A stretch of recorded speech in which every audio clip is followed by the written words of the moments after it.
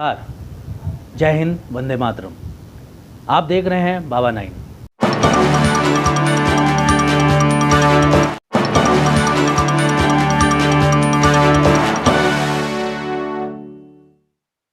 मैं आपका दोस्त और होस्ट भूपेंद्र। बात बेबाक, एक मुलाकात।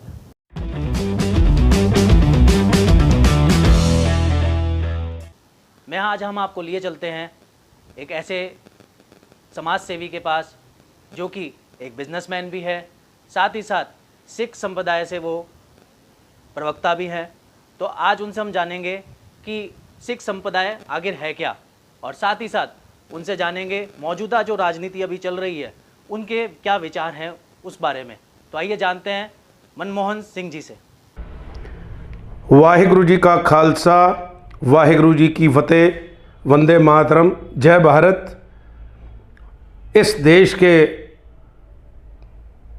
नागरिक, जयपुर शहर में पले बड़े, जयपुर शहर में ही एजुकेशन, जयपुर शहर में ही सेवा का मौका ईश्वर ने दिया, और आज जो है ईश्वर की कृपा से कई संस्थाओं से सेवा करने का मौका मिलता है, संस्थाओं से जुड़े हुए हैं।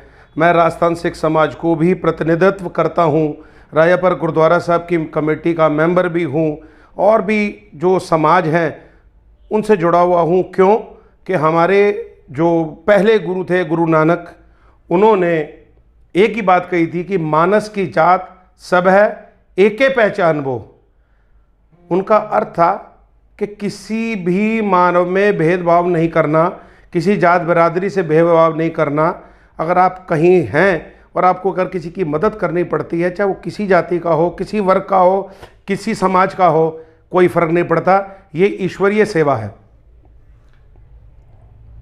तो आप अभी सुन रहे थे मनमोहन जी को।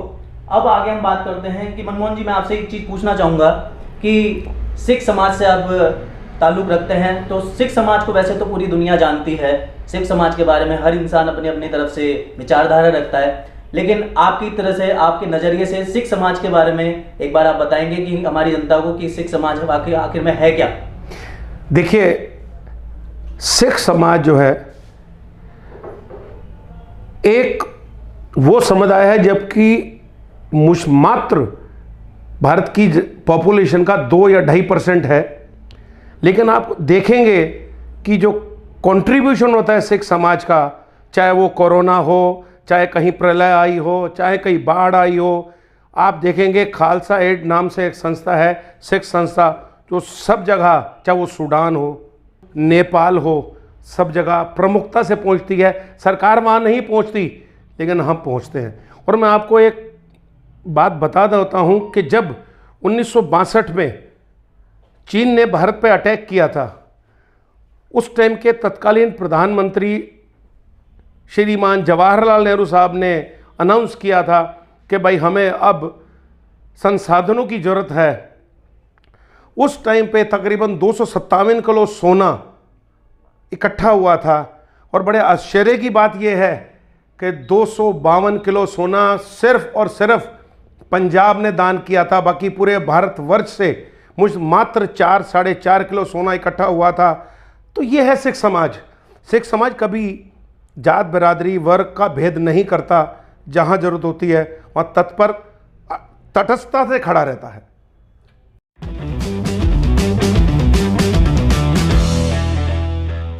तो साथ ही साथ अभी एक मुद्दा चल रहा है खालिस्तानियों का। वो भी सिख समाज से ही बिलोंग करते हैं, सिख समाज के ही हैं, सिख ही हैं। तो आप उनके बारे में क्या विचार करते हैं? जैसे आप अब बाबा 9 आज लेकर आए, क्या आप अकेले मेरा इंटरव्यू कर सकते थे? आपके पास 4 लोगों की टीम है ना। उसी प्रकार से सन 1980 जब से ये आतंकवाद का बिगुल बजा, इसके पीछे बहुत बड़ी साजिश है सिख कौम को बदनाम करने की। मैं आपसे जानना चाहता हूं, या भारत देश के कानून से जानना चाहता हूं कि उन देशों के साथ में जिनके साथ में हमारा संबंध ऐसा है, हमारे पैक्ट हैं, हमारी ट्रीटीज़ हैं कि अगर कोई भी व्यक्ति हमारे देश के खिलाफ अगर काम करता है तो वो उस देश को कह सकते हैं कि साहब ये देश की कानून व्यवस्था के खिलाफ काम कर रहा है, देश के वर्ग एक समाज के खिलाफ काम कर रहा है, देश को खराब करने की बात कर रहा है, इसे हमें सौंपा जाए। आज तक 1980 से लेकर आज 2023 होने को आ गया, 40-43 साल का बड़ा पीरियड होने के बाद में आज तक सरकारों ने ये क्यों नहीं कहा?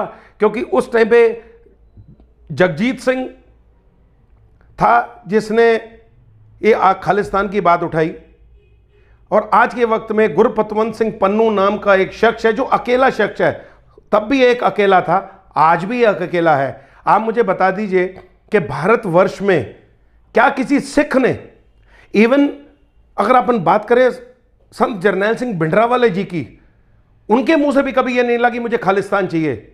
और मैं इस खालिस्तान का जो शब्द है इसका अगर मैं अर्थ आपको करके बताऊं तो शायद आप आश्चर्य करेंगे कि खालिस्तान है क्या। खालिस्तान को अगर आप संधि विच्छेद करेंगे तो खालिस्तान वो जगह है जहां प्योर व्यक्ति, प्योर सोल बसते हैं, जहां सेवा होती है, जहां सिमरन होता है, जहां ईश्वर की भक्ति की जाती है। लेकिन सरकारों ने आज तक कभी डिमांड नहीं करी कि अब गुरपतवंत सिंह पन्नू अगर वहाँ बैठा है तो सरकार उसको डिमांड क्यों नहीं कर रही? सरकारों से कहता है इसे हमें सौंपा जाए, क्यों हमारे देश के खिलाफ काम कर रहा है, क्यों सिखों को बदनाम किया जा रहा है? क्या सिखों ने कभी सेवा में, देश सेवा में कभी कमी करी? कभी क्या सिखों ने कभी देश के खिलाफ ऐसा काम किया? जहाँ कुर्बानी की जरूरत पड़ी, आप इतिहास उठा के देख लीजिए, सबसे आगे सिख रहे हैं। अगर सिख नहीं, ईमानदारी की बात है, और मैं बेबाक तौर पर कहता हूँ, मैं अगर सिख नहीं होते तो हमारे यहाँ एक कहावत है, अगर ना होते गुरु गोविंद सिंह सुन्नत सब की होती, तो आज शायद हो सकता है कि हम मतलब किसी भी धर्म में नहीं होते, हो सकता है मुस्लिम धर्म में ही सब के सब परिवर्तित हो जाते, लेकिन ऐसा नहीं हुआ। 800 साल मुगल राज रहा, तब ऐसा नहीं हो सका, तो अभी ऐसा क्या हो गया कि भाई हम जब हमेशा ही एक बात करते हैं हिंदू मुसलमान, अरे क्या फ़र्क है? जब इंसान पैदा होता है तो उसकी कोई जात बरादरी नहीं होती, उसे हमें बताया जाता है, जब ईश्वर धरती पे भेजता है तो हम बताते हैं कि भाई तू सिख है, तू हिंदू है, तू मुसलमान है, तू ईसाई है। पैदा होते तो किसी का कोई धर्म नहीं होता। बिल्कुल।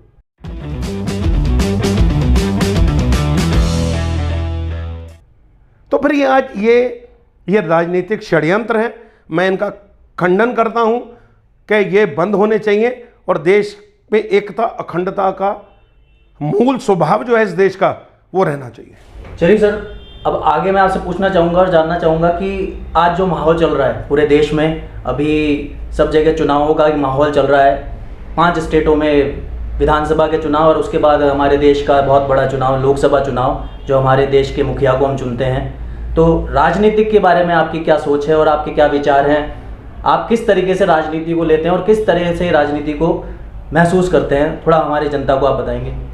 देखिए, ऐसा है, मैं अभी थोड़े दिन पहले ही पुरी के जो शंकराचार्य हैं उनका वक्तव्य सुन रहा था, और मुझे बड़ा आश्चर्य और आत्मग्लानि हो रही थी कि एक इतना भारत का इतना बड़ा शख्स इस तरीके की बात कर रहा है।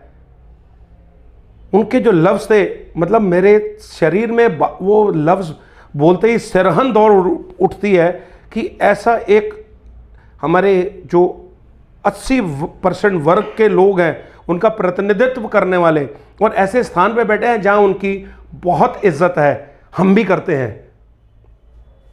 लेकिन उनके जो वक्तव्य थे, मुझे उस सिरहन दौड़ती है उनके इन वक्तव्य से कि उन्होंने जो कहा कि बीजेपी के हाथ राम भक्तों के खून से रंगे हुए हैं।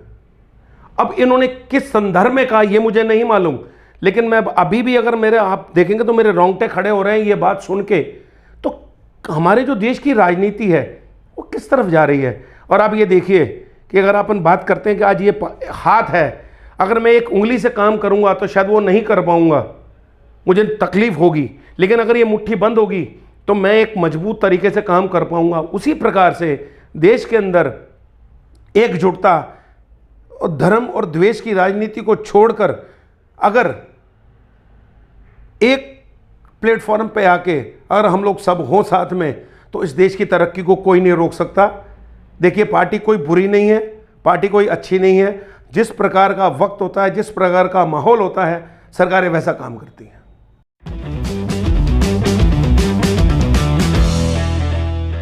तो अभी आपने मनमोहन सिंह जी से विचार जाने, सिख संप्रदाय के बारे में जाना, मौजूदा राजनीति के बारे में जाना। तो आज के लिए इतना ही। आगे और भी नए समाचार और भी रोचक जानकारियों के लिए बाबा 9 के साथ बने रहिए। तब तक के लिए मुझे दीजिए इजाज़त। जय हिंद।